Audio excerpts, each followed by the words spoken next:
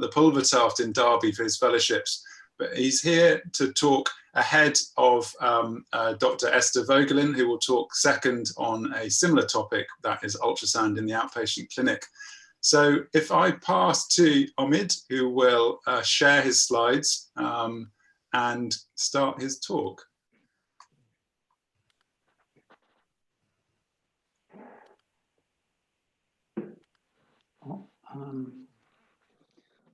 Good night to everybody. My talk is about ultrasound in extensor and flexor injuries of the hand. And first, I would like to thank Dr. Angel Bueno. He's a very good friend, an excellent radiologist in my hospital. And also, I would like to thank my partners and friends of my private practice in Abanfi, Dr. Villanueva, Dr. Iborra, and Dr. Rodriguez, for all the support. There are many papers showing that there is a really importance to use the ultrasound to diagnose traumatic hand problems in our practice. And also they show a high correlation comparing the clinics and also the findings in the ultrasound. But as always, it's really important to know and to have a clinical suspicion to use the ultrasound to have your correct diagnosis. It's not only to use the tool, you have to have a very good clinical suspicion. I'm going to divide the talk in two parts, extensor tendon injury and flexor tendon injury. Extensor tendon injuries, as you know, are injuries that affect a very complex system. The tendons go through the dorsal aspect of the forearm. They pass through 6 different extensor compartments, and then they arrive at the dorsal aspect of the hand between the skin and the metacarpal bones. A very important thing for me is that if you know anatomy of the area where you are going to work, you will know where you are. And this is a really easy thing to understand. But if you know the anatomy and you know the area, ultrasound will be really easy to you.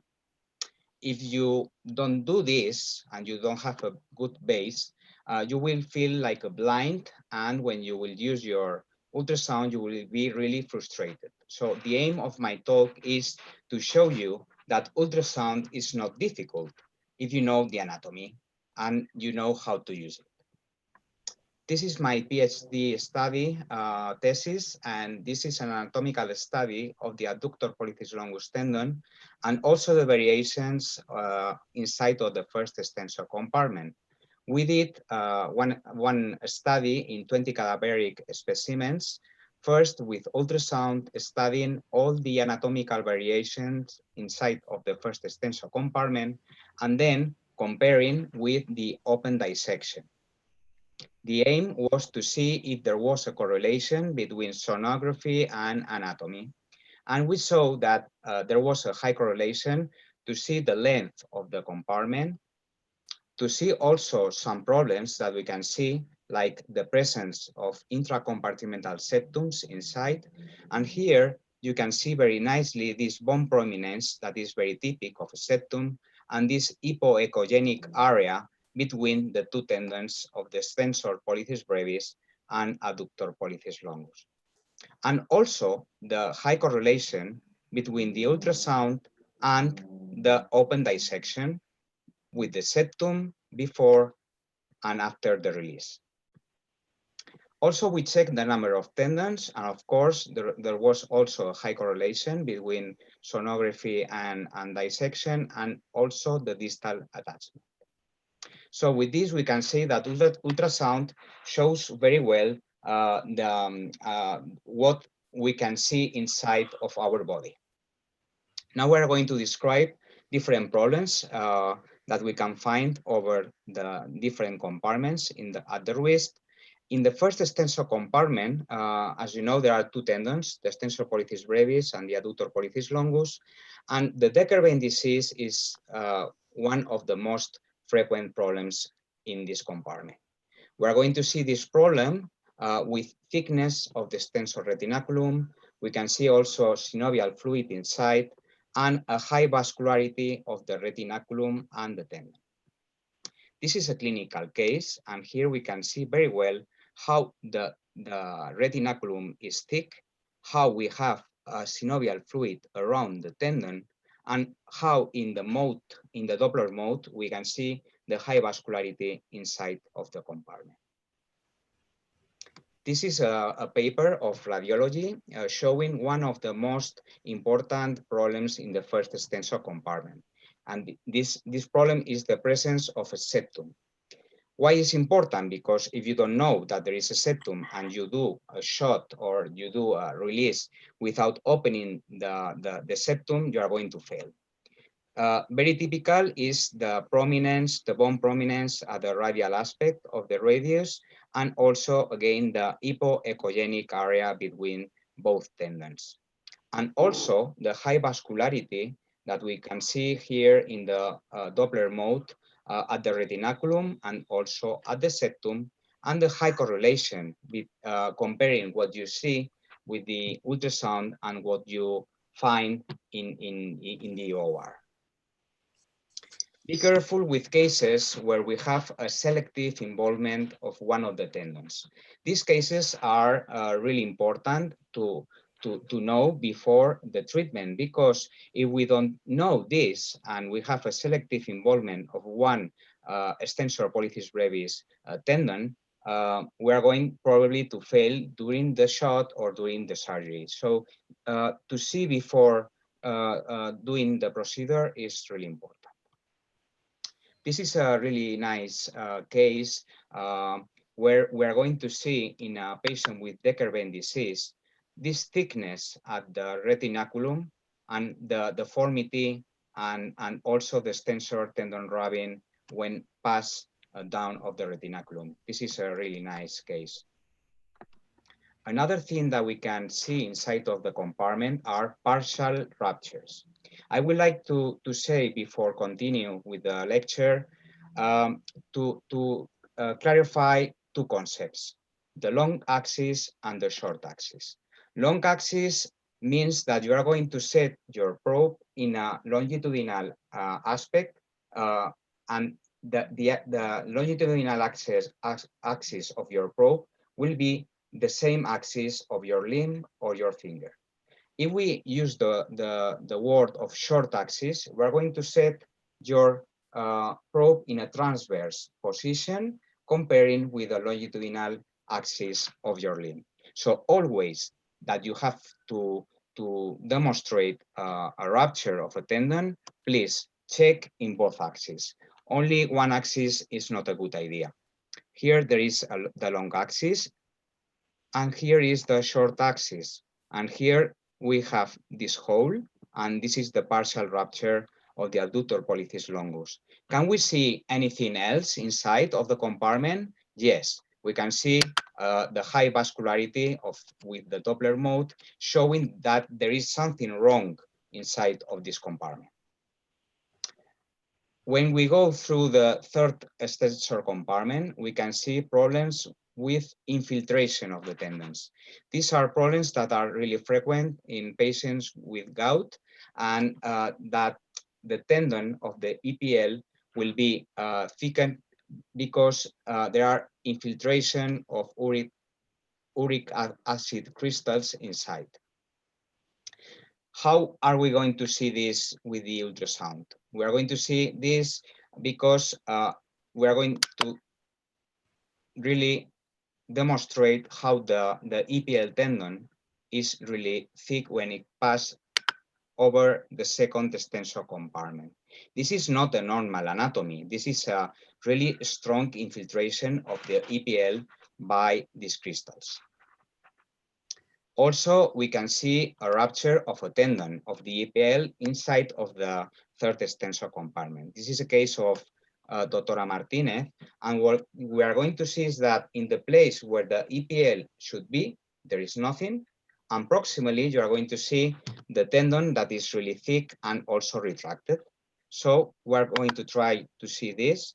Here there is nothing, and proximally here you can see the tendon that is thick here and retracted.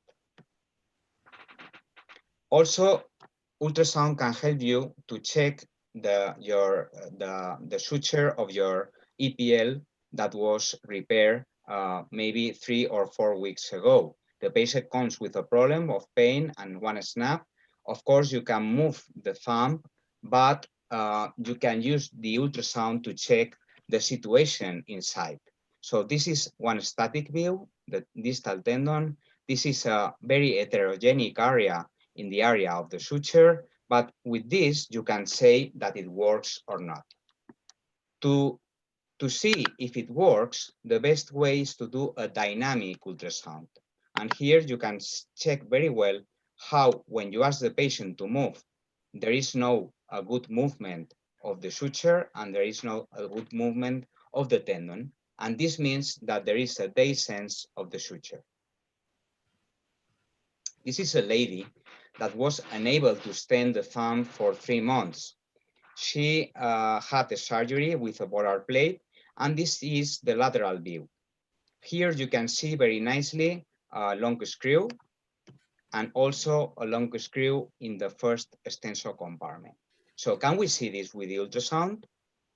This is the ultrasound at my clinic. This is the Lister tubercle. I took my focus because it's the structure that I use to have my orientation. And you know that ulnarly to the Lister tubercle, there is the third extensor compartment. And here you can see really well a long screw inside. And then where the tendon should be of the EPL, there is nothing. So we have a rupture of the EPL tendon because we have a long screw. This is the surgery with the transfer. Another question is, can we check transfer with the ultrasound? Yes, but we must know the technique that the surgeon used, or we must know the technique that we use. So in a transfer of the extensor index proprius tendon, you must know that the direction of your tendon, your donor tendon, will go from proximal and ulnar to distal and radial. And also you must know where is the area of the suture or with the pulver tab suture. And I do it normally at the snuff box. With these concepts, we can go through to the ultrasound and check it. This is a short axis, and we are going to see ulnarly how the tendon comes from proximal and ulnar to distal and radial, and here we can see really well the pulver tab suture. But the best way for me to see and to check if the integrity of the suture is to do a long axis, dynamic long axis, because easily you can do your thumb movement, ask the patient to move, and you are going to see really nice the distal tendon, the pulver tab suture, and also the proximal tendon, and you will know that it works. Also, in the fourth extensor compartment, you can see chronic ruptures. This is the normal heterogeneity of your tendons. And when you see a black hole here where a tendon should be careful. You must check in both axes, and this is a chronic rupture. Also, sometimes we have problems with swelling in the dorsal aspect. We suspect a ganglion cyst of the joint, or we can think that we have a tenosynovitis. But sometimes there is something different. And here you can see in this patient something that I didn't expect. The proximal tendon, a ganglion that was inside of the tendon, a very fibrotic area distally, and the tendon also distally. So is it works or not? So of course we can ask the patient to move and we will have a very good idea. But with ultrasound also we can check very nicely, and we are going to see how deeply we have intact fibers that allow the patient to continue moving. In the sixth extensor compartment, I like very much the short axis, because the short axis allows me to have a good orientation. This is the head of the ulna. This is the growth, and this is the ECU tendon. Here we can see many patients with problems with subluxation, problems of tenosynovitis, and also problems of partial ruptures. And it will be really important to know where is this compartment, because it's a compartment that is going to change the position depending of the situation of the wrist. Distally, in zone 5 over the MCP joint, we're going to see problems at the sagittal band. The sagittal band is going to stabilize your tendon over the head of the metacarpal in extension and flexion. When you have a problem, and normally it's in the radial side, sagittal band, you are going to see how the tendon is centered over the head of the metacarpal, but when the patient do a flexion, the tendon of the extensor tendon will be subluxate in an ulnar direction. This means that you have an injury of the radial sagittal band. In zone 3 over the PIP joint, the central slip are the most frequent injuries. Remember that this central slip is going to be attached at the dorsal aspect of the medial phalanx. If you have a problem and you don't recognize in a patient with an acute problem, maybe this patient will develop a boutonniere deformity. So it's really important to check it with your clinic and with ultrasound. When a patient with the suspicion of a boutonniere, suspicion of a central slip injury comes to my office, the first thing that I like to do is an X-ray. An X-ray to try to see if I have a small fragment, because sometimes, like in this case, the small fragment is not displaced. And of course, that you can see it very well with the ultrasound. If I don't have a bone fragment and I suspect central slip injury, I like to do the Elson test to check the integrity of the central band. And if I am on doubt, I do an ultrasound. My tip is to use a US gel and put over the PIP joint with a big quantity, and to set my probe over the ultrasound gel without pushing. So I have more distance, and I'm going to see very small structures with a very good, a better quality of image. The same I do at the distal injuries at the DIP joint when I have a mallet finger and you have a distal extensor injury with and or without a fracture. Here, I like to use a high frequency probe, and or if I don't have it, you can use this small tip that is really good to put the US gel here and try to see better your thin structures. This is a normal patient, and when I ask the patient to move distally the DIP joint, you can see how the tendon moves together with the bone. But if I have a problem and I have a tendon injury distally, you see that the bone moves, but the tendon doesn't move. And this means that you have a rupture of your distal extensor tendon. Also, ultrasound can help you to see if you are on doubt of a healing of a fracture, a mallet fracture, because this patient came to my office 5 weeks after the injury, and you can't see any healing in the X-ray. But when you do the ultrasound, you can see very nicely the fragment and that there is something between the bone and also the distal phalanx, and this will allow you to say to your patient that he can start at a very early mobilization of the finger, and don't wait until 2 weeks, 2 months or 3 months until we see the healing in the X-ray. And of course, this is the same case. She came the last week You can see also very nicely the healing of the fracture in two different planes. Be careful because sometimes a mallet finger is not a mallet finger. When do you have to suspect another thing? When you have more than 60 degrees flexion deformity at the DIP joint. This is a case of Javier de la Fuente. He's a very good hand surgeon of the north of Spain in San Sebastian. And in this case, you can see very nicely the distal tendon attached at the distal phalanx, and you have a rupture here with a hematoma in the dorsal aspect of the medial phalanx.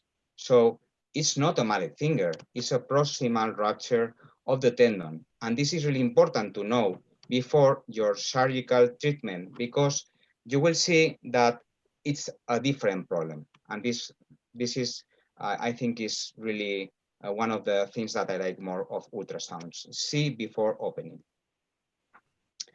Flexor tendon injuries are also injuries that are really frequent in hand surgery. And you know, the anatomy also is really important. We have in the long fingers FDS and FDP tendons covered by the digital pulleys, and they are really important for the normal movement of your digit. Always, I like to do one exercise with my patient, and also at the beginning, I used to do it, and is try to think what you are going to see with your ultrasound, with your probe, in the place where you set your probe. So if you draw it, you show it to your patient, and then you go with the ultrasound, you will see that you will win a lot of confidence and you will learn a lot, because the anatomy is always the anatomy, and the ultrasound is only going to show you what you are thinking and what's there. I would like that you remember two sites, two measures. Normally, the distance between the tendon and the bone is less than 3 millimeters in normal situations at the A2 pulley, and less than 2.5 millimeters at the A4 pulley. This is important, and also remember that sometimes when you have a pulley injury, you can see with MRI or with ultrasound a bone stringing problem. This is a patient that came 6 months after one injury with a PIP stiffness at the joint, a very more or less 60 degrees of flexion stiffness at the PIP joint. I suspect an injury of the volar plate, but the patient came with an MRI, and I saw that the FDS tendon and the FDP tendon, the distance between the tendons and the bone was higher than normal. So I can see even a bone stringing of the tendon. So I am suspecting a pulley injury. Can we see this with ultrasound? The answer is yes. Always check a normal finger to see the normal distance, 0.1 in a normal finger between the bone and the tendon. And this is the finger that was injured. And you can see a 0.43 distance between the bone and the tendon at the A2 pulley. Remember, more than 3 millimeters is not normal. And also a bigger distance at the A3 pulley. In the long axis, sometimes when we have a lot of stiffness, it's really difficult to check this. Here, a tip is to use a jockey stick probe, or to move your probe proximally at the MCP joint to try to jump the PIP joint and to see the tendon that is also displays from its normal situation. This is a paper of radiology, and here we can see one of the most frequent problems here in rock climbers, and this is a partial injury of the A2 pulley. They are difficult to do the diagnosis, and many times they don't come to visit the hand surgeon, they go to see a physiotherapist, but think about it when you have swollen pain and a hematoma in the area of the A2 pulley. As you can see here, the distance between the tendon and the bone will be almost normal. A different situation is when you have an A4 complete pulley injury. Here, when you ask the patient to do a dynamic flexion, you set your probe over the finger, you are going to see in both axes how the distance it will be bigger than normal. Here, the situation at the A4 pulley was 0.34. Remember that the normal distance is 2.5. This is a hand therapist. He came to my clinic 15 days after one injury. He complained of pain at the volar aspect of the thumb, and I suspect because he has a loss of strength for flexion at the thumb, I thought that maybe he had a problem with the pulleys. We perform an ultrasound. This is the normal side with a normal distance. And this is in the long axis, how this is the bone and this is the tendon, and how the distance between the bone and the tendon is 4.9. It's not normal for an FPL. And also, as I said before, I like to do contraction maneuvers to see if when I flex the thumb against resistance, I see that the distance between the tendon and the bone improves, is bigger than before. This helped me a lot to do the diagnosis of pulling injury. This is the case, a laxity of the pulley. This is the bone stringing of the FPL. I did a reconstruction, and this is this patient when he came to visit me at 6 months after the surgery. I'm going to show you the movement of the patient with a good opposition, good range of motion, and the people now is again working in my hospital. Trigger finger are another injuries that we can check in hand surgery. And the tip to see the A1 pulley is just look in longitudinal axis for the MCP joint and just volar to the flexor tendons. There is a very small structure with this nice image here, and normally it's really difficult to see it. And this is the A1 pulley. You're going to recognize it better when you see in a long axis. This is a real trigger finger. Here you have this thick A1 pulley, and you can see really nice the jump and deformity of the tendon in the long axis when it goes from flexion to extension. Not always that we have a problem of trigger finger, we are going to have a trigger finger. Sometimes we can see tenosynovitis of the tendon. This is a patient with a psoriatic arthritis that came to my office with a problem of digital flexion and also a CTS of her hand.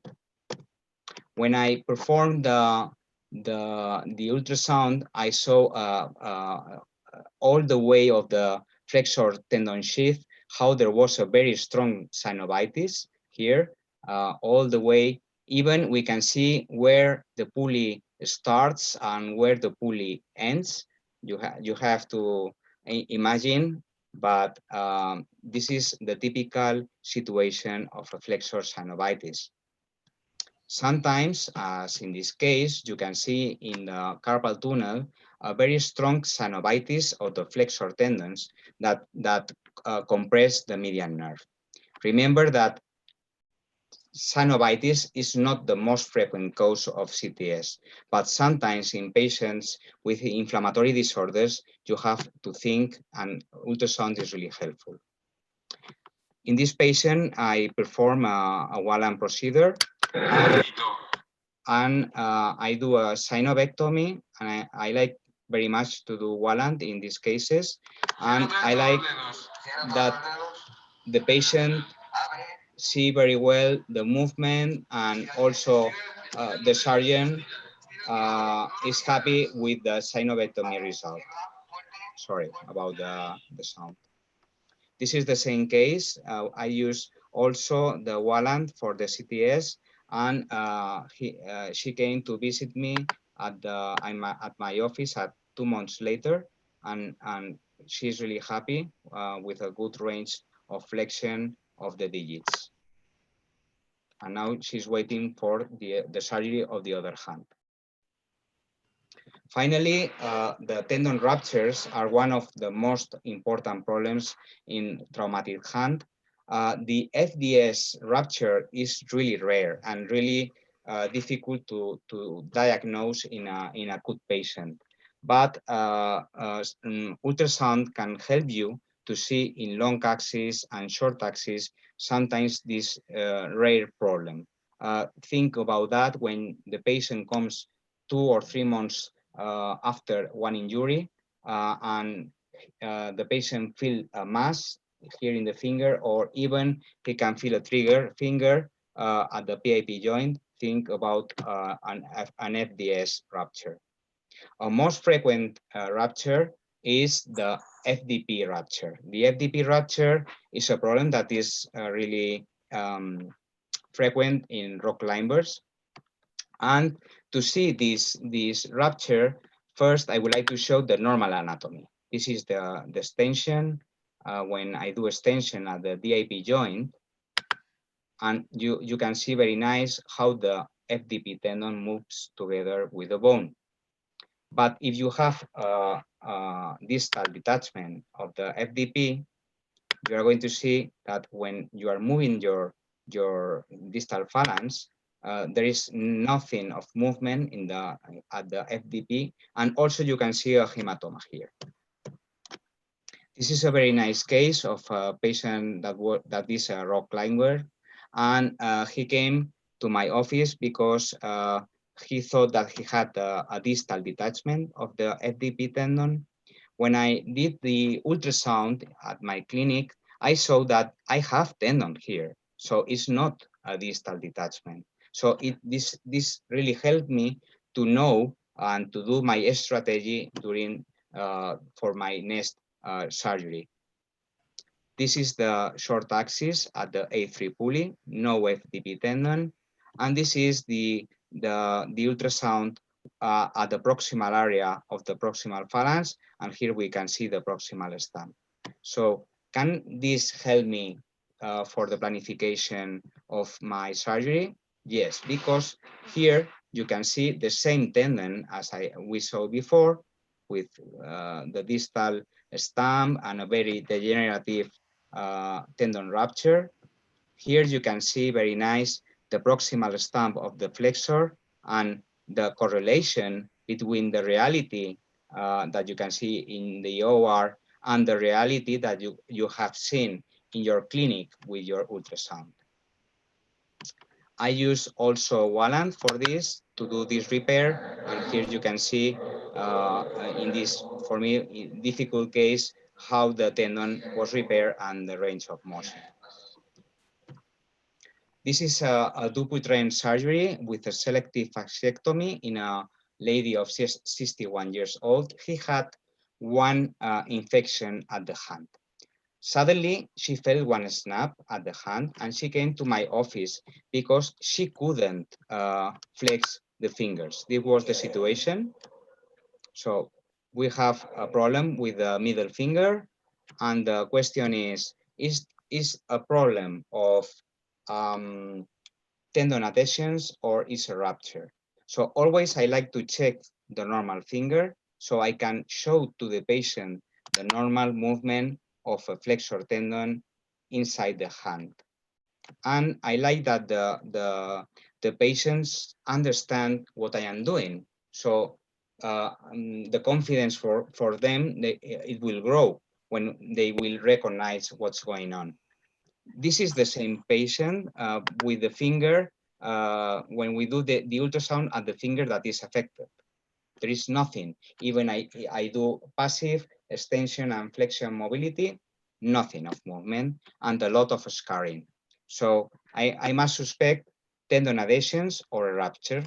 And if you do the ultrasound, you can see sometimes easier, sometimes more difficult, the area of the rupture in both planes. And even you can say, like in this case, that there is a lot of scarring here, that there is a problem of rupture of the tendons and also a problem of the pulleys. So you are going to have a better idea before you go to the OR to do your planification and ask for the instruments that you are going to need. Finally, this is a 75 years old patient with a Dupuytren disease. This patient had one injection of collagenase. 24 hours later, he came to our office. He couldn't flex the finger, and it was the situation. So we suspect a rupture of the flexor. We didn't have any tendon rupture, flexor tendon rupture before, but this was the situation. We did the ultrasound, and here you can see one hypoechogenic area between both stumps of the flexor. And this was the real situation. A lot of swollen hematoma and a flexor tendon that was really damaged secondary to the injection of the enzyme. This was in the short axis, the aspect of the tendon. We have a tendon proximally, but distally, there is a moment where at the MCP joint, you can see the lumbrical muscle. And again, I like to call this the black hole, where the tendon should be, there is nothing. So we have clearly, with exploration, with the ultrasound, a tendon rupture. And this is the correlation between the ultrasound and also the intraoperative findings. So finally, home message, ultrasound, I think, is a good tool for diagnosis. Anatomical knowledge for me is really important to know and to be sure that what you are looking with your ultrasound. For me, it's really helpful in my office because it helped me a lot in the diagnosis and treatment. I think it's a dynamic test and it's really useful in tendon injuries, and also helps me a lot for my surgical planning. And now, in this moment, I can tell you very clearly that I wouldn't go back to my clinic without the ultrasound. And I think that with this lecture and with the lecture of Esther Boglin later, I think that you are going to start using the ultrasound tomorrow because you need for your patients. Thank you very much.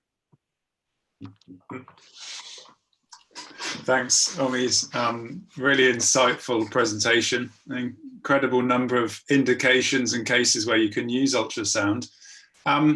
We'll just take a question before I introduce Esther.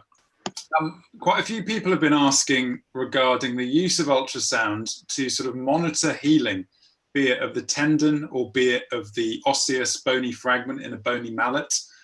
And they're asking, do you routinely sort of monitor the healing? Is there a particular time frame where you might use ultrasound for that function? And do you use it, for example, to guide hand therapy as well? I think that when you start using ultrasound and when you visit your patient, your patient visit to your office, when you think that you need to start physiotherapy, it gives you a lot of confidence to you and to your patient to see what's going on with the ultrasound, especially in fractures where you are not going to see any healing. So at the beginning, of course, you are going to lose a lot of time with the ultrasound, but when you use your ultrasound in your routine in your clinic, it helps you to see how is your suture, how is also the inflammation inside the digit, and you can say this to your hand therapist. So Yeah. don't worry, the suture is okay. The tendon is gliding very well with your passive motion. And even if you are on doubt that there is maybe a partial rupture, imagine when the patient is doing the physiotherapy of the tendon, you just set the probe and you can see sometimes very nicely your suture and that the tendon is in place. So the question that sometimes you have, is the tendon intact? Is the suture intact? So is the way to answer. Yeah. That's great. Thank you, Hamid. There are a few other questions, but we'll link those in after Esther's talk. Thank you very much. So it's a pleasure also now to introduce our second speaker, second of two, Esther Vogelin, who is a plastic surgeon by training. She's works as a professor in Bern and has an interest and is a co-director of the hand and plastic surgery unit in the University Hospital in Bern, Switzerland. She has a particular interest in ultrasound use, of course, in clinic. And you may recently have read her article in the European Journal of Hand Surgery, which is extremely informative. I won't talk much more, but welcome Esther to provide her talk for us. Thank you, Esther. Thank you very much, friends of the digital world. I will focus especially on nerve sonography of peripheral nerves. First of all, what you already have heard, sonography actually shows us very nicely morphologic changes, but there is, at least what nerves correlates, there is no information about function of nerve fibers. Ultrasound findings can only be validated in correlation of a certain clinical finding. This is similar to MRI techniques. Recently, MR neurography became very popular, especially the aspect of diffusion tractography that actually improves sensitivity, perhaps to detect lesions, even to show us nerve regeneration, which is probably superior to ultrasound in the moment. However, when we compare conventional MRI and ultrasonography, the sensitivity of ultrasonography is probably better than MRI. And why is this? Because we have the possibility to use our tracer along the nerve fibers, and we are not dependent on certain sections like we are in the MRI, which gives us, especially in the periphery, a really nice course of our nerve fibers. Esther, sorry to interrupt you. Just put your slides on projection mode. See, we can see them better. Okay.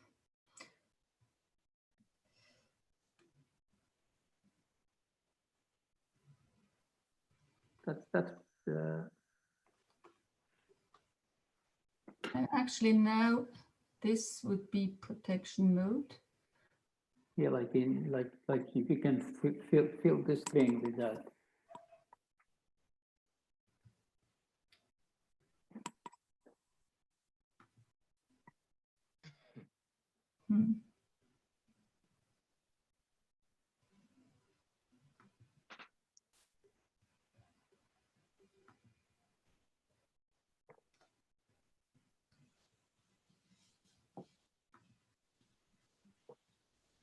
Can't change it anymore. See, because you have it. Oh, yeah, there. That's perfect. Oh no, that was better before. So you got it.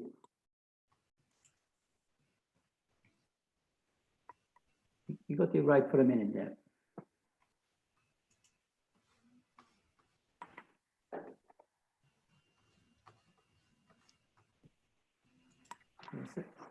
Somebody says press F5.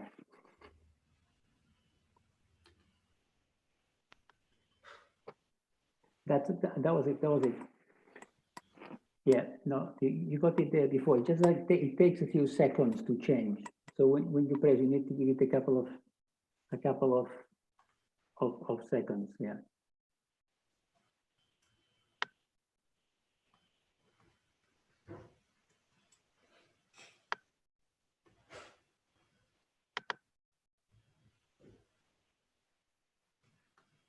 Sorry, but I can't change it.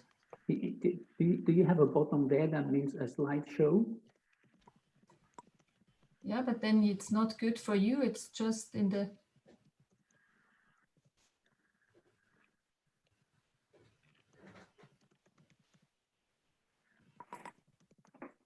Because there was a point where it looked really good. I can't make anything.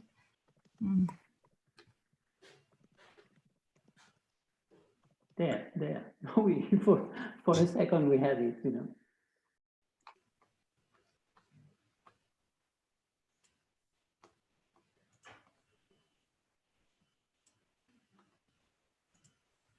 Sorry, I can't.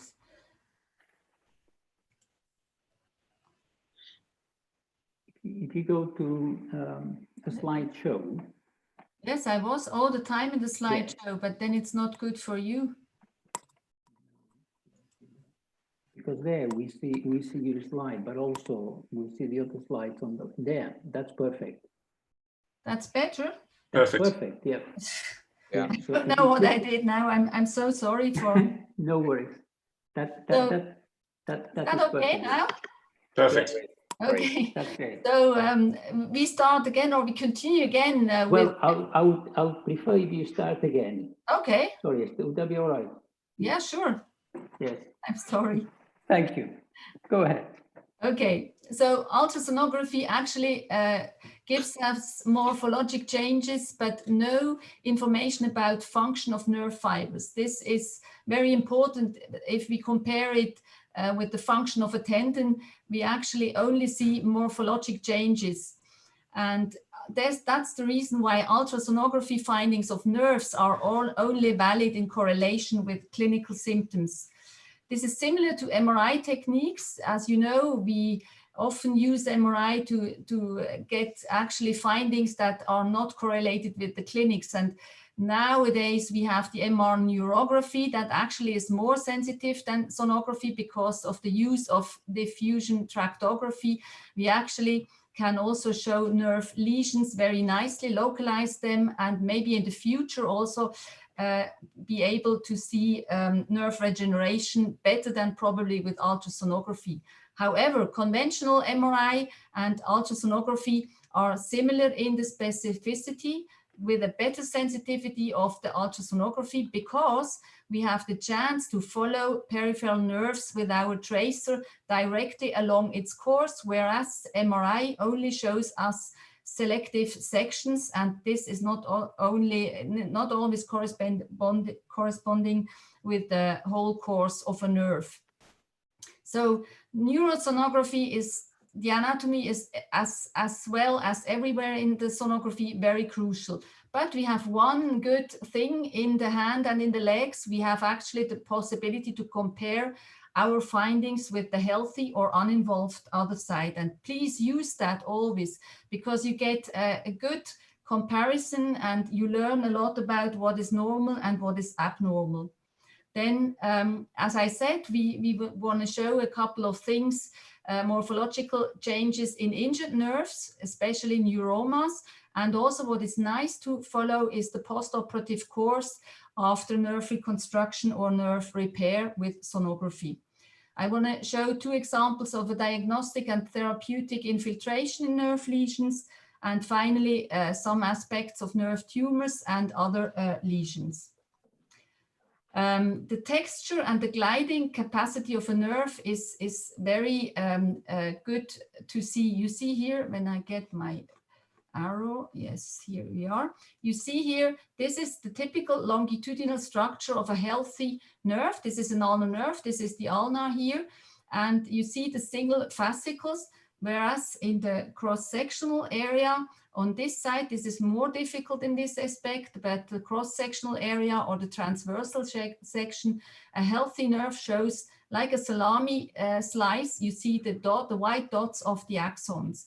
This is the second aspect of a nerve we can check, and then we can, in a lot of nerves, we can also check the nerve gliding. You see here, this is the medial epicondyle. You see the cross-sectional area of an ulnar nerve. Here you see the triceps muscle and even a small anconeus epitrochlearis muscle. Now, during flexion and extension of the elbow, you see here, you see the medial epicondyle, and you see this ulnar nerve actually stays nicely within the sulcus. When you look at this example, you see here a more flat sulcus, and you see what this nerve is doing. He is jumping over the medial epicondyle, and everybody can gather that this nerve is not quite happy while doing this all the time during flexion and extension. It's the same we can watch at the wrist when we look during flexion and extension of our fingers. When you see here a section, this is the distal aspect of the radius, this is the proximal row. Here you see the structure of the tendons that is slightly different than the structure of the longitudinal structure of the nerve. You see here the median nerve, part of it, the retinaculum, and during flexion you see there are no muscle bellies within the carpal tunnel because they go proximal. Whereas during extension, here again the radius, the proximal row, you see here the flexor tendons, you see the deep flexor muscles, the superficial flexor muscles going slightly into the carpal tunnel. Here you see the median nerve and the retinaculum. You sometimes also watch lumbrical muscles, and this increases the volume in the carpal tunnel, leading to dynamic carpal tunnel syndrome. The cross-section or the transverse section of the median nerve at the carpal tunnel is also a very helpful structure.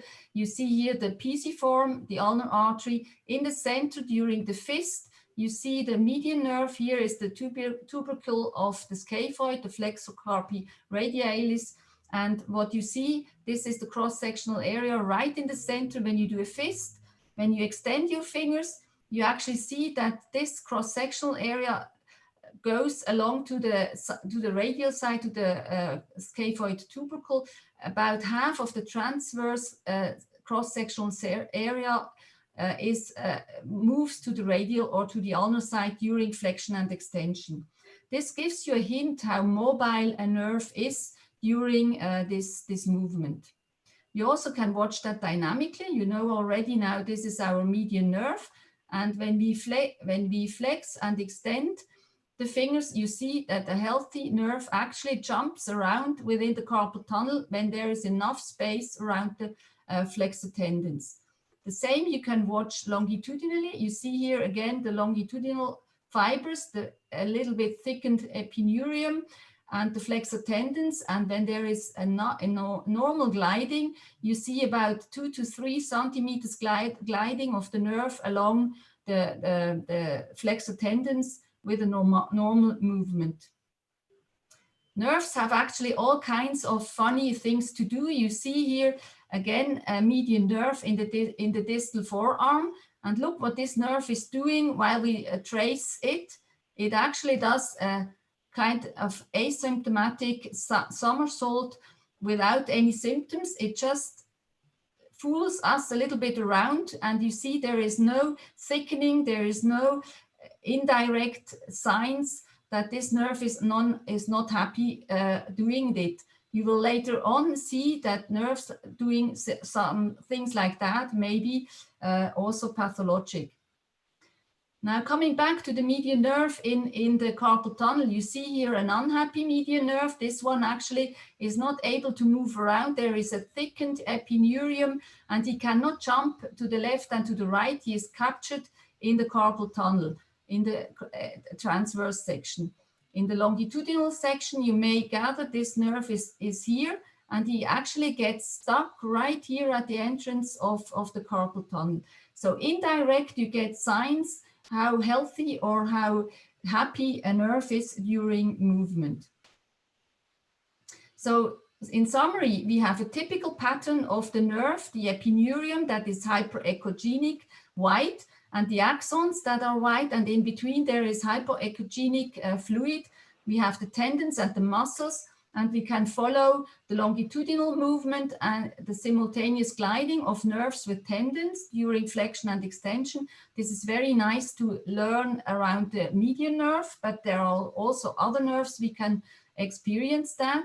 And the transversal movement, the cross-sectional area with the ulnar and radial transposition of the nerve.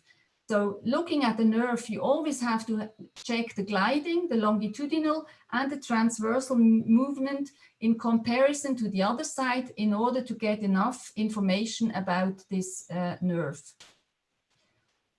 When we now move to actually scarred nerves or injured nerves, as I said, we have the neuromas, and we can follow also the postoperative course of a changed nerve. Here is an example of a patient who actually has this bump. He had several operations, several surgeries to the median nerve. In the sonography, here is the skin.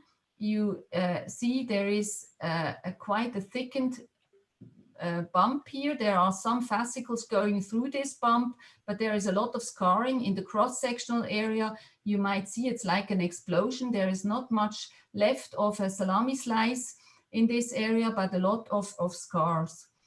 The surgery of this nerve showed this scar formation or this neuroma in continuity, median nerve proximally, median nerve distally.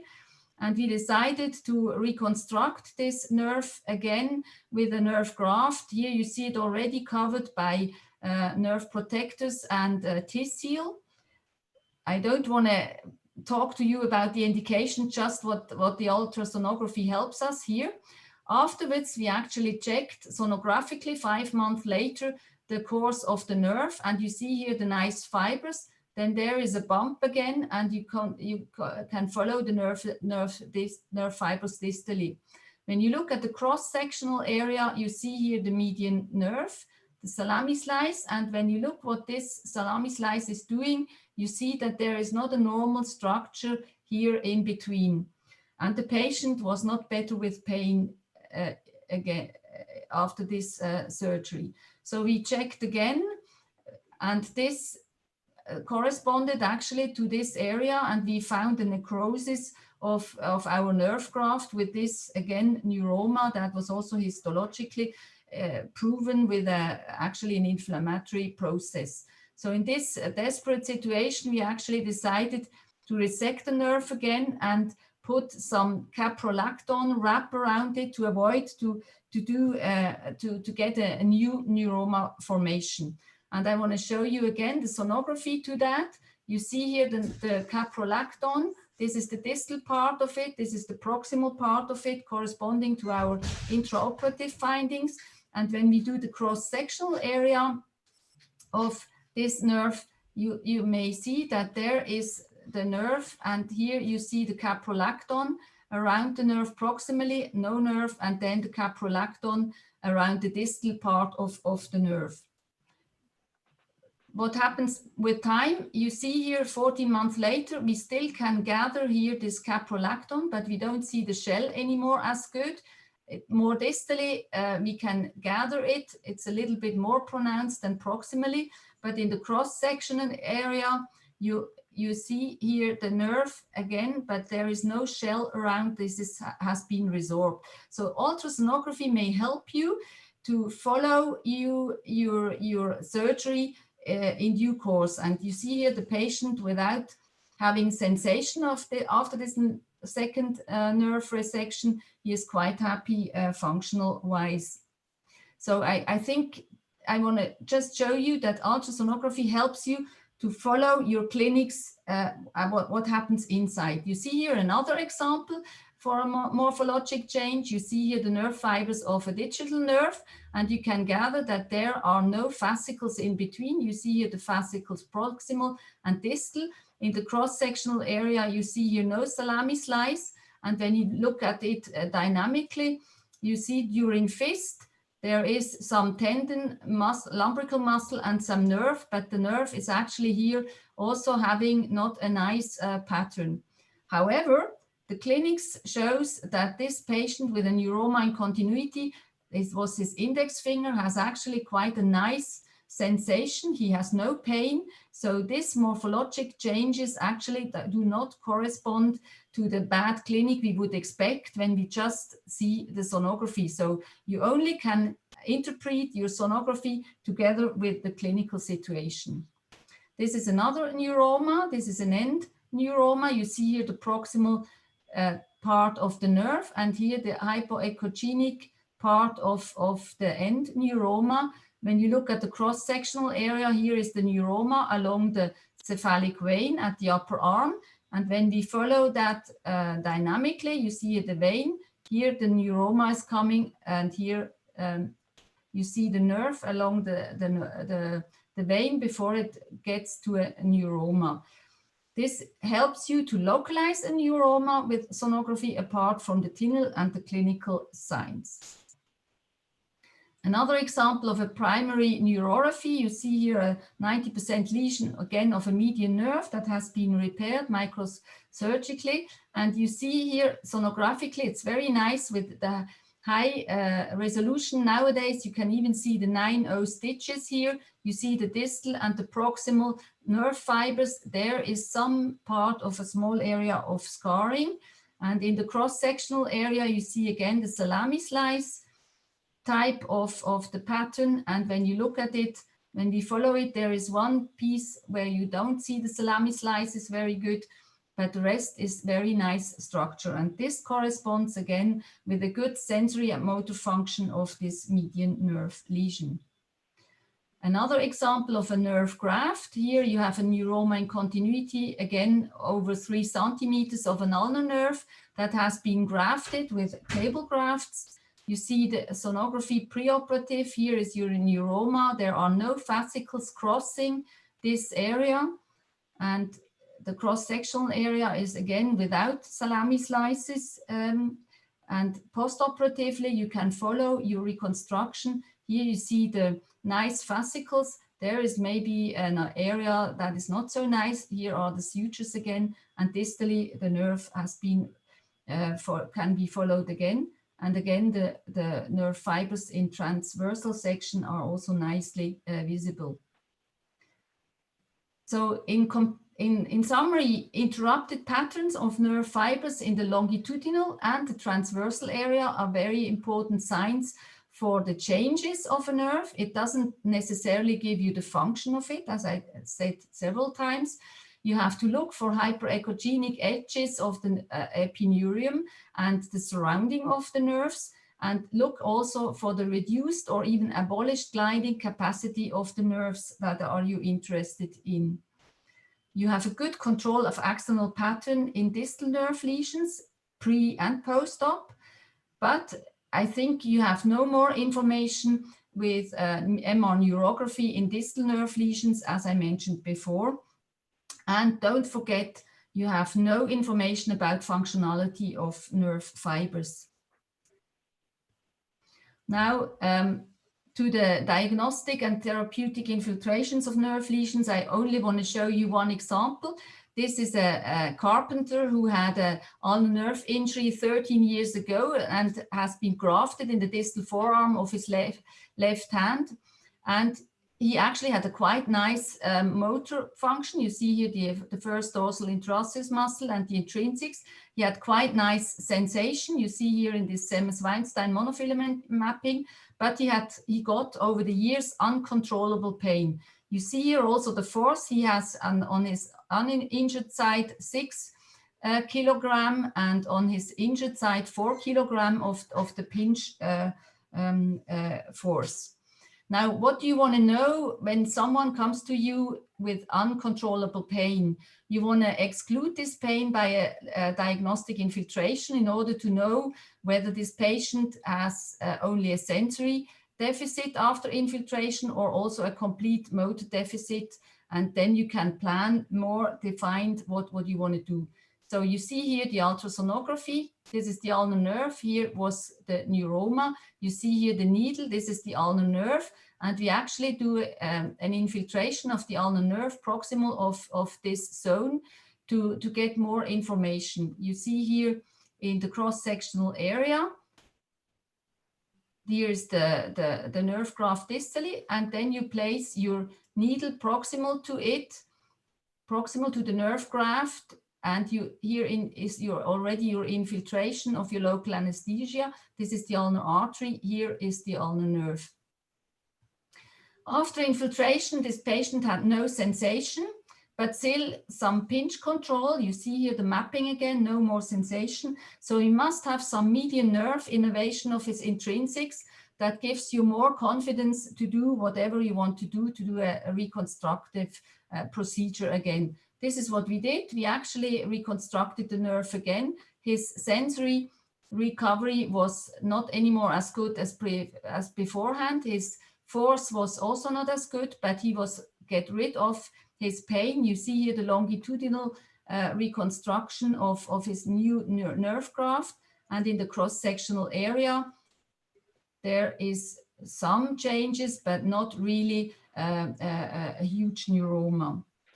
The second nerve I would like to share with you is the interosseous posterior nerve. We have very often irritative pain along with epicondylitis, or with even wrist pain with the posterior interosseous nerve. And here, distal of the elbow, it's very nicely to infiltrate this nerve. You see here, this is the extensor muscle, the radial head, here the supinator muscle, and here actually lies the posterior interosseous nerve. And you can put your needle under sonographic control, and you can also then infiltrate your local anesthetic under sonographic control, and you get the local anesthetic there where you want it.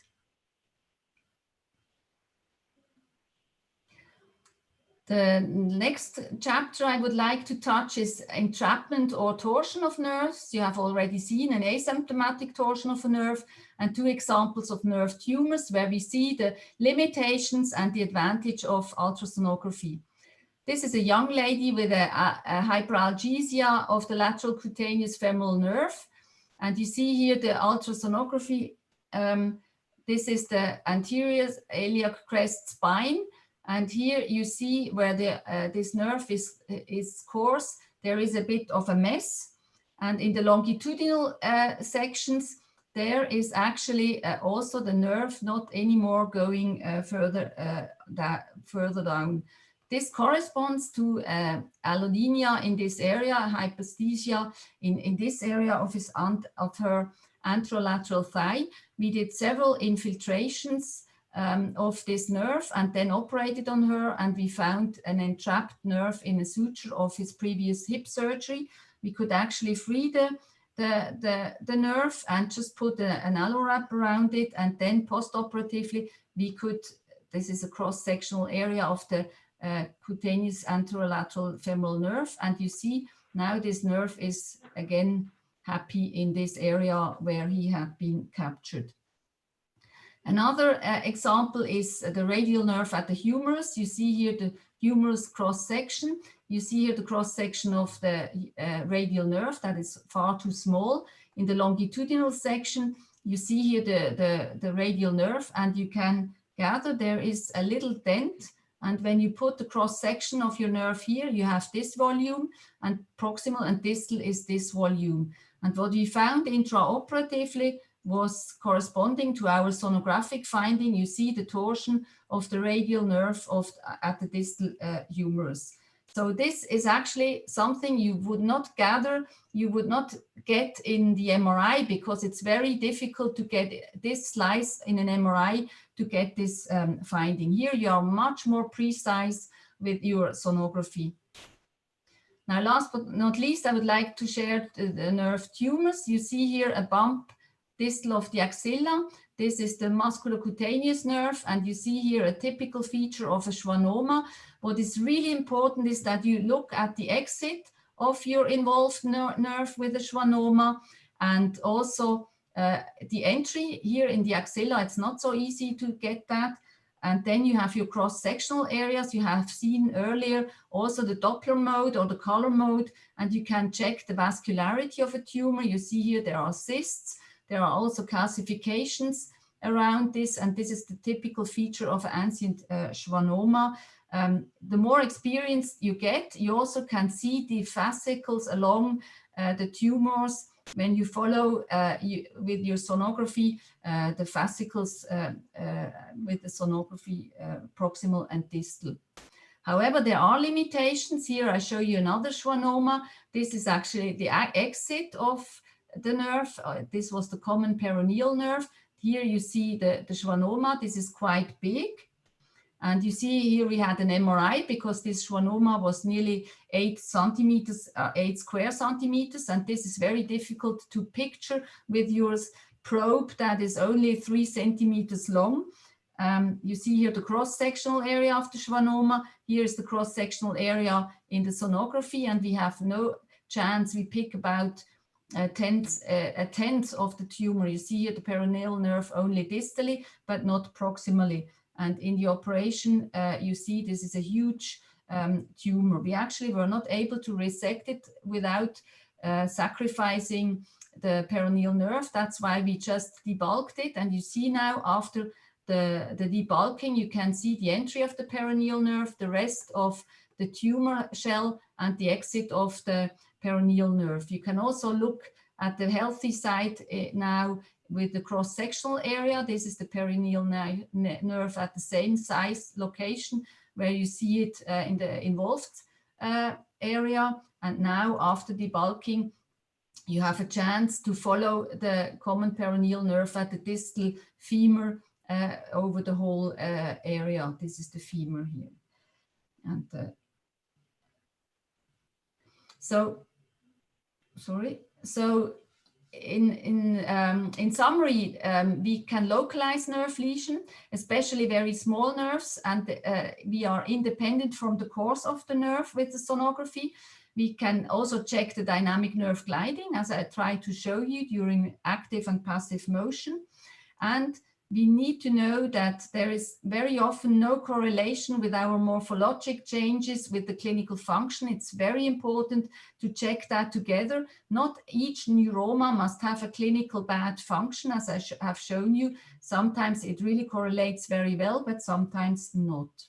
Nerve tumors over 3 square centimeters of size and untypical pattern, they are difficult to judge in the sonography here. You need an MRI. And torsions or neuritis of nerves, they are really difficult to recognize. It's getting a bit better with more experience. And all of these changes are subject to personal experience and interpretation. And it gets better when you compare it to the non-involved side. Thank you very much.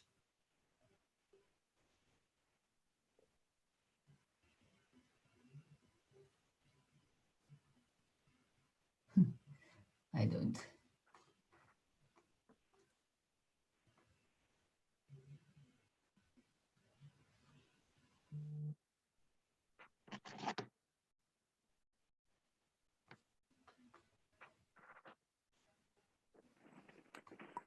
Matt, you need to unmute yourself.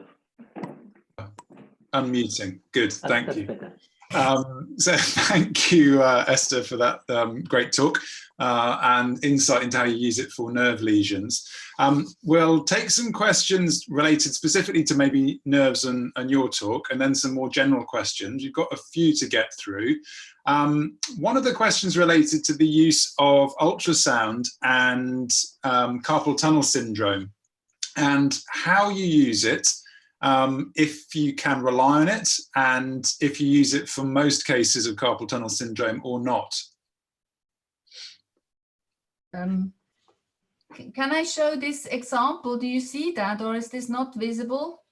No, you have to press share screen. Oh, if you want to show us. Excuse me. I try again.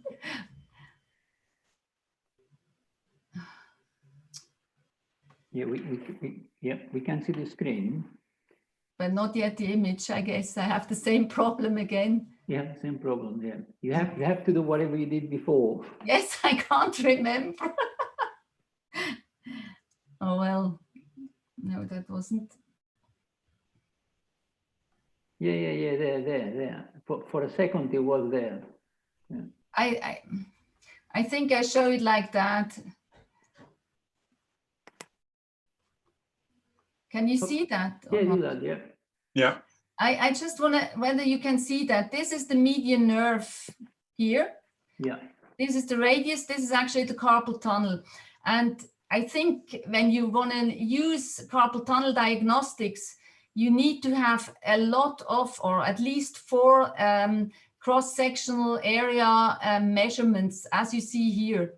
And you have to get the largest size in before the carpal tunnel, the largest size of the cross-sectional area at the entry of the carpal tunnel, the smallest size within the carpal tunnel, and then the largest size at the exit of the carpal tunnel. With these measurements, then you can see where you have the most compression. Here you see actually most of the compression is actually not in the middle as we expected. It's rather here at the beginning. And it's not very common that you find not the typical compression. That's why you need many of these measurements. And we use it in burn.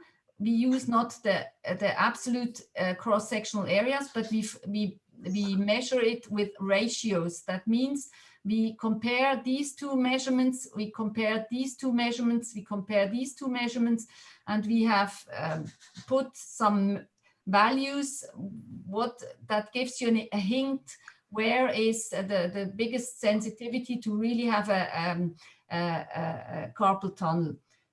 You can measure it when it corresponds with the clinic. You don't need an EMG, but it gives you a lot of inside information where the highest compression of your median nerve is. That's great. Thank you, Esther. Another one, I guess, related to the median nerve. So Lorena Calzadillo from Venezuela, watching far away, asks again about median nerve compression at the wrist. She talks about sort of the vascularity of the nerve when you, during open carpal tunnel decompression, you can visualize that. Is, in your experience, or either of your experiences, I guess, ultrasound, does it have the definition to identify this kind of vasa nervorum level or not? Or vascularity, I guess, of the nerve? I wish it would, but because the nerve in a true carpal tunnel syndrome is really compressed, and it only gets vascular after decompression. During the compression, the high resolution probes, actually, at least the ones I have used, they are not reliable to show you any vascularity. You can sometimes get more vascularity before the compression and after the compression, but where the nerve is compressed, it's flat. There is no possibility to measure that. Yeah. And another question here about peripheral nerve injuries, specifically brachial plexus injuries. Is there an indication for ultrasound in more proximal lesions? Yes, there are actually people doing it, and there are very experienced radiologists that do plexus ultrasonography. I still think it has its role, but it's difficult. The interpretation gets even more personal. I mean, when you have a neuroma in continuity, it's very difficult. You can't use it alone, but it's a puzzle stone in your diagnostics. Yeah. That's great, thank you. I guess a question for both of you. Lots of people are asking about where they can train or get the experience that evidently you two have, and the confidence to understand the anatomy, understand the sort of the grayscale images. Is it a case of courses? Is it a case of making friends with your radiologist or ultrasonographer? How did you both sort of develop this skill in addition to your surgical skill? Well, in Spain, there are many courses that starts with the basis with ultrasound. It's true that they are general courses of musculoskeletal anatomy. But now we are going to do, based in the Radiologist Society, in October, the first course of ultrasound in the anatomy of the hand and the wrist, and very specific. And it will be a basic course, and it will be an advanced course. But at the beginning, have to a good friend, a good radiologist that teach you how to use. And when you have the 3 tips to use the dip, the THUME, and the basis of the ultrasound, just don't be shy and try to take the ultrasound of the anesthetist and try to play and to try to see, because our strong point, I think that Esther will agree, is that we know very well the anatomy because we are surgeons, and we also know the most points of compressions in a median, proximal median nerve. So you know what you want to check, and you go through. Yeah, thank you, Ahmed. And Esther, any thoughts on sort of training and perfecting the skill? I think courses help a lot because you get the standard measurements. I think it's very important always to compare left and right, to do consequently a longitudinal and a transversal section. And as Hamid said, we know the anatomy. Imagine a cardiologist, he treats his lifelong the heart, but he never sees it from inside. We have the great chance that we use our sonography, but we actually can always check what we diagnose in surgery and vice versa. And I think this gives a lot of confidence. And when you don't have the chance to get to courses, really go to the radiologists and try to sit together, because they see it in a different way, but you learn from each other really a lot because we know the anatomy. That's great. Thank you. I guess other indications that maybe haven't been touched upon, and maybe this is slightly more orthopedic wrist-based, but there are a few questions related to carpal ligaments and, for example, scapholunate ligament ruptures and TFCC ligament tears. Maybe, Omid, do you have any experience or thoughts on those structures? I think that for the FCC is more difficult. It helps you to see if you have a problem at the ulnar side and a patient with pain here. So to know if you have a Synovitis of the HCU or another problem. But for me to see the FCC is difficult with ultrasound. I believe that the clinical exploration and also another test, MRI, are the best.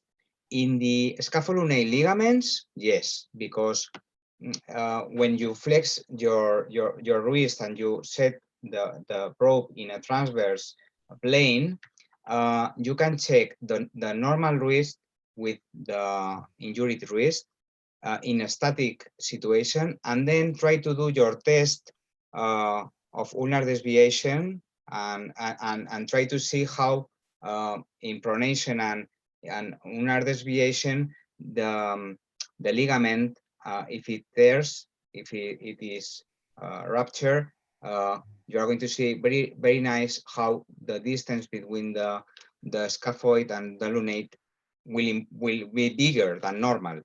And for me, it's really helpful to see, especially the dorsal ligament. Yeah, the scapholunate. That's great. Thank you. I think one problem of the sonography is you always see it just from one side. You don't have a three-dimensional image like you have with MRI or CT scan. And that's why you only see even also fractures. It's great for certain fractures, but you see it just from one plane. And some things you have the chance to check in a second plane. But for example, the TFC is so difficult to see in at least two planes that you really have difficulty. And I also agree, it's a clinical or an arthroscopic diagnosis rather than even MRI nowadays. I must say I'm not anymore I don't rely as much as to the arthroscopy for that. Yeah. And a number of people are asking about the sort of ultrasound machines that you may choose to use, including the sort of probe, and also what your thoughts are and experiences are maybe of the more handheld and mobile ultrasound machines that you can use, some of which you can wire to your smartphone. So I guess it's about the hardware. What are your thoughts and experiences on the hardware? Well, I think that you need to see the structures with a high quality ultrasound machine. In my clinic, we have two big machines and one portable machine. But all of them, they have high frequency probes of 15, 17, because you need them to see the structures that are, you know, really superficial. If you use a machine and you don't spend money to have a good machine, of course you can see very well the things, but you are going to lose an important point. And I don't normally use this kind of machines that we can use with our iPhone. I don't have experience. I use the normal machine. Let's see Esther now. Yeah, that's the same. I grew up with the large machines, but they are also now more small. But when you want to see a 9/0 suture sonographically, you need a certain quality, and I have no experience with the small ones, as you mentioned.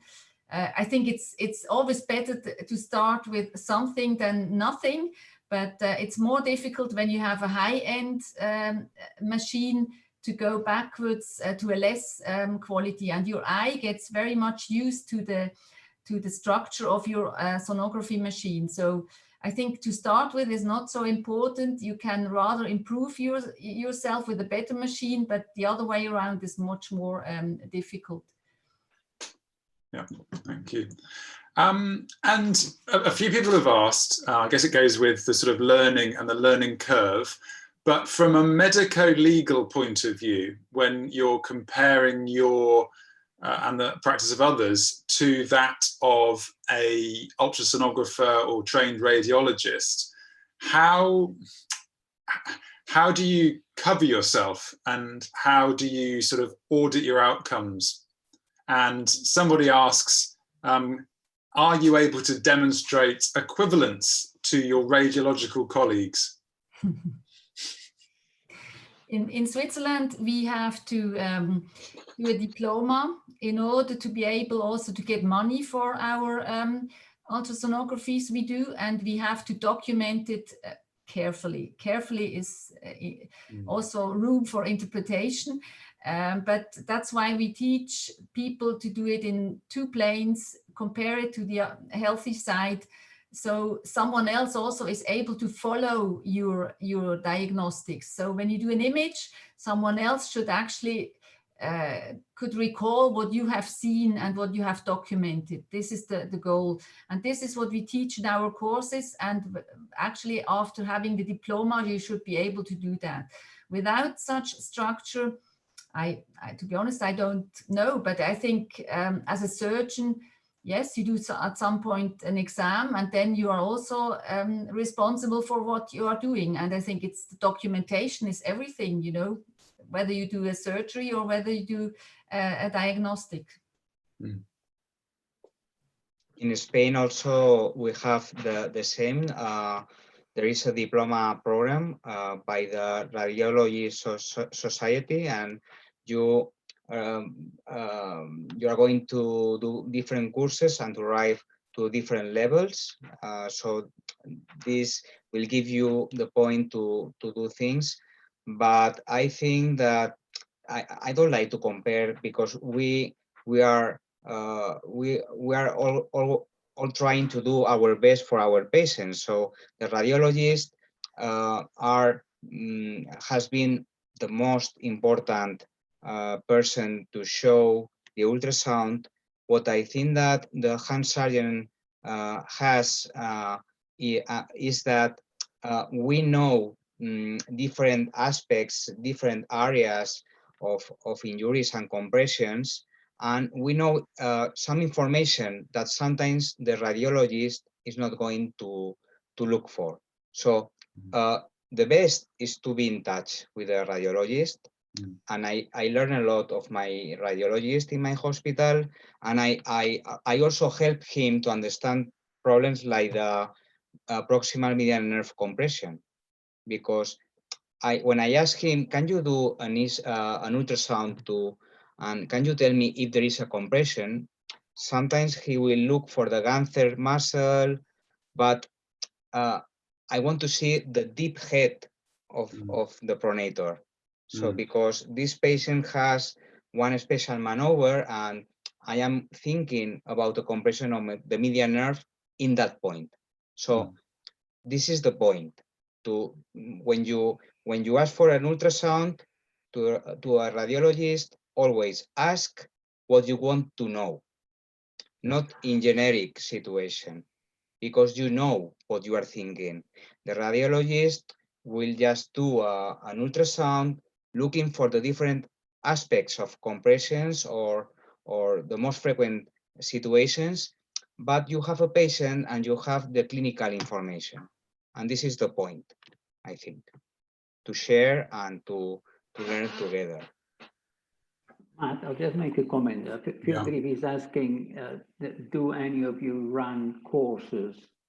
And the answer is yes, we run some courses in Derby. It's a one-day course to give you the basics of understanding the ultrasound, how to use the machine and all that kind of thing. And I did that. And then what I did is get together with my anesthetists, who are very good, because I remember years ago asking my radiologist, and they said, well, you cannot see nerves very well, you know, we don't like that. But the anesthetists do that all the time. And then what we got is that we have a school of radiography in Derby, and we get the sonographers that train people. And they're very good. They're not radiologists, but they're specialist sonographers, and they're very, very good. And if you have the right machine and somebody who tells you how to use it, then it's just a matter of practicing. One or two questions relating to specific diagnoses. I don't think we've got the time to go through them all, but one, Dina Middleton, who's a hand therapist working in the Midlands here in the UK, talks, or rather asks, about your connection with hand therapists and the choice of splints and, I guess, mobilization. And part of that comes from maybe assessing the healing capacity of a, for example, tendon repair.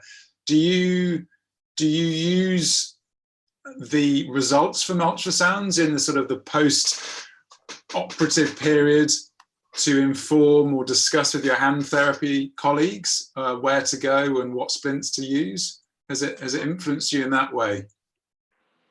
Normally I do my normal practice, and I have, you know, your times of immobilization, but sometimes the ultrasound gives you information. For example, in a patient that I have done a tendon repair, a flexor tendon repair, and the hand therapist asked me, is there any problem of swollen inside the finger? Can I start my hand therapy? But I don't look always the ultrasound. I manage my time, you know, like all the surgeons. Only when I am on doubt of a problem, this patient has pain now. Okay, you can use your ultrasound to check if you have inflammation, to try to go in a slower way.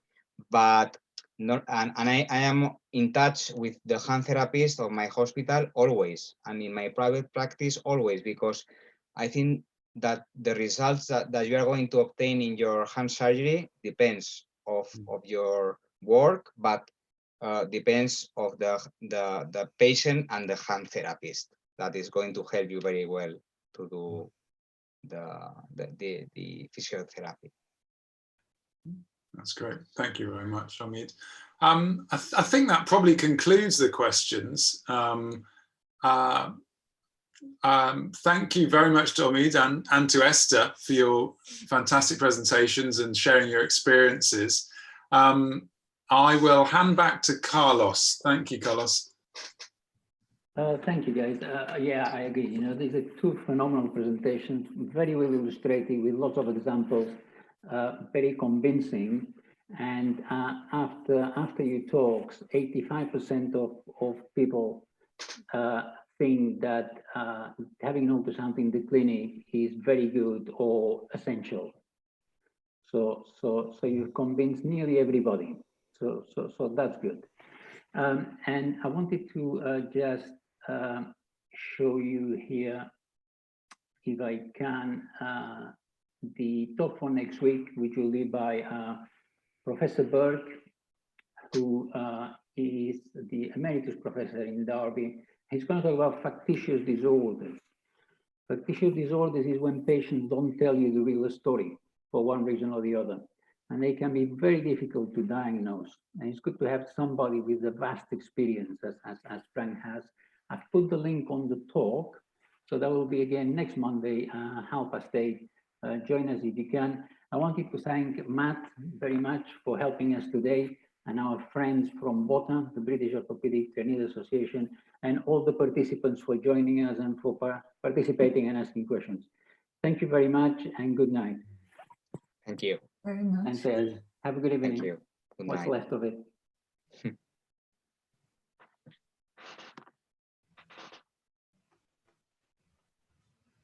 Gonna see if I can put that one up.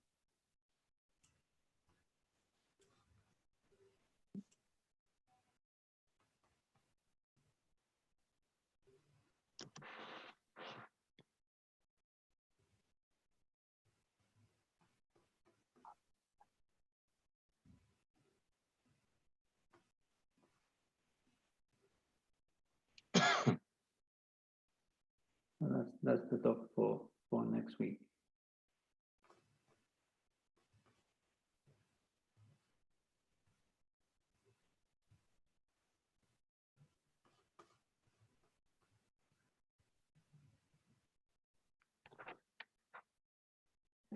Esther and Omi, thank you very much. That was fantastic.